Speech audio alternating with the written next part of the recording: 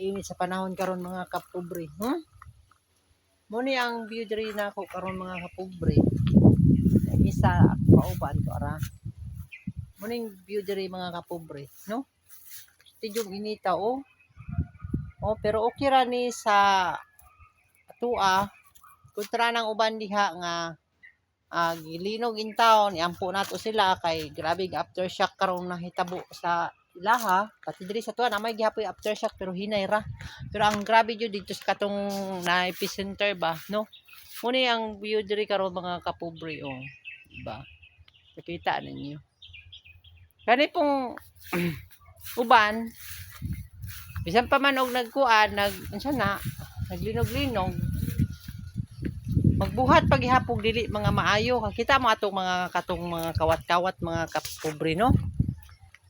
Ayaw na mo pag-ana mga kapobre. Ana lang na. Iinita oy. Oh. Parte yung inita mga kapobre.